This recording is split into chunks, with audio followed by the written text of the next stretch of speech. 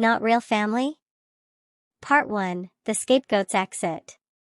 The air in the living room of the Malhotra mansion was thick with hostility. Zainab stood near the doorway, her single suitcase resting against her leg. She looked at her parents, her heart aching not from the cruelty of their words, but from the realization that blood meant absolutely nothing to them. "Look at your brother, Rohan," her father, Salim, boomed, his face twisted in disgust. "He just secured a management position at a top firm. And you? You sit in your room all day staring at a laptop, wasting our space, wasting our food. You are a useless failure, Zainab." "Papa, I've told you, I am working. I run an online business." "Quiet," her mother snapped, waving a dismissive hand. "We don't want to hear your excuses anymore. Your father is right. We have supported your useless habits for far too long. You contribute nothing to this household.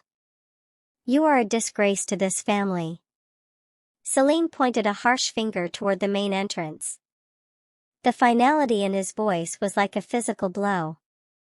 "Get out of my house. Go live on the streets for all I care. Let's see how your internet hobbies feed you when you're begging for scraps." Behind them, Rohan stood with a smug, self-satisfied smirk on his face. He had always been the golden child, expertly fueling their parents' disappointment toward Zainab to keep the spotlight, and the inheritance, firmly on himself. Zainab looked at the three faces she had spent her entire life trying to please. The years of being blamed for every mishap, the endless comparisons, and the constant belittlement crystallized into a sudden, sharp clarity. She didn't need to fight for a place where she wasn't valued. They didn't know that the laptop hobby they despised so much was actually a highly successful global digital marketing agency and software consultancy she had built from scratch over the last 4 years. They didn't know that while they looked down on her, her bank account was growing by millions. They didn't know she earned $15 million a year. Instead of crying, instead of begging for another chance, Zainab looked directly at her father. A slow, calm smile spread across her face, a smile of absolute freedom. "All right," Zainab said softly. "If that is what you want." She gripped the handle of her suitcase, turned her back on her family, and walked out into the cool evening air without looking back. Part 2, The Real Business. Zainab didn't go to the streets. She checked into a luxury suite at the finest hotel in the city, using a corporate credit card that didn't bear her family's name. The next morning, she met with her real estate advisor. Within 48 hours, she moved into a stunning, high-security penthouse overlooking the skyline, a place she bought entirely in cash. For the next 3 weeks, Zainab immersed herself in her work. Freed from the toxic energy of her parents' home, her productivity soared. She closed a massive contract with a European tech conglomerate and expanded her team by hiring 10 new developers. Her life was peaceful, structured, and incredibly successful. She blocked her parents' and Rohan's numbers, choosing to heal in the quiet sanctuary of her new life. Meanwhile, back at the Malhotra household, reality was beginning to hit hard. Salim's textile export business had been quietly bleeding money for months due to poor management and Rohan's disastrous financial advice. Salim had kept it a secret, confidently believing that Rohan's corporate brilliance would save them or that they could secure a massive bank loan using the mansion as collateral. On a Tuesday morning, 3 weeks after Zainab was thrown out, Salim sat at his study desk, staring at a stack of red foreclosure notices. The bank had rejected their loan application. Worse, an aggressive investment firm had quietly bought up all of Salim's outstanding business debts and was now moving to liquidate his entire company to recover the funds. "Rohan!" Salim shouted, his voice trembling with panic. Rohan hurried into the room, his usual arrogance replaced by pale anxiety. "Papa, I tried to call my contacts at the bank. They won't even take my meetings anymore.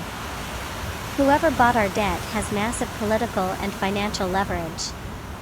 They're shutting us down. Who is it? Salim demanded, slamming his hand on the desk. Who is destroying my life's work? Rohan looked down at a legal document in his hand, his eyes wide with disbelief. The parent company is listed as ZM Global Holdings. The chief executive officer. Papa, look at the signature.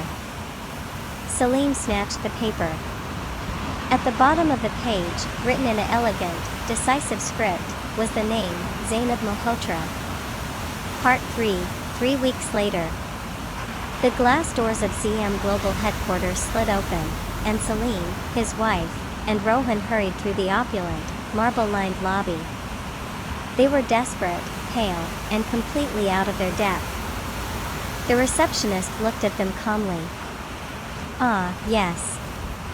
Ms. Malhotra is expecting you in the boardroom on the top floor." When they entered the boardroom, they found Zainab sitting at the head of a massive mahogany table. She looked radiant, dressed in a sharp, tailored gray blazer, her dark hair perfectly styled, completely exuding power and authority. Beside her sat a team of high-powered corporate lawyers. "Zainab," her mother cried out, rushing forward with tears in her eyes. "Oh, my beautiful daughter. We have been looking everywhere for you. We were so worried." Zainab raised a single hand, stopping her mother in her tracks. Her expression was entirely professional, devoid of any warmth or anger. "Please, sit down. This is a strictly financial meeting." Salim stepped forward, his voice shaking. "Zainab, what is the meaning of this?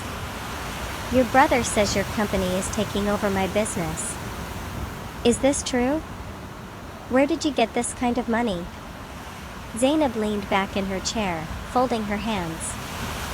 "Papa, you told me to go live on the streets because my internet hobbies were a waste of your food. You didn't bother to know that my hobbies generate $15 million a year. I don't need your mansion. But right now, you need my mercy." The room fell completely silent. Salim dropped into a chair, his face losing all color. Rohan stared at the floor, unable to look his sister in the eye, utterly humiliated. "Zainab, please," Salim whispered, his pride completely shattered. "We are your parents. We made a mistake. We didn't know. You can't take everything from your own family." Zainab looked at the three people who had cast her aside without a second thought when they believed she had nothing to offer. "I bought your debt because I don't allow outsiders to ruin a business that carries my family name," Zainab said coldly. "I will restructure the company." "But Papa, you are retiring effective immediately. And Rohan, you are fired from any association with the business. You will receive a standard living allowance from the estate, but you will no longer have access to corporate accounts." Her mother began to sob, realizing the power dynamic had permanently shifted. Zainab stood up, gathering her tablet. 3 weeks ago, you threw me out because you thought I was a failure," Zainab said, looking down at them one last time. "I smiled and left because I knew exactly what I was worth. My lawyers will handle the paperwork. Good day." She turned and walked out of the boardroom, leaving her shocked, broken family behind to face the reality of the daughter they had so foolishly discarded.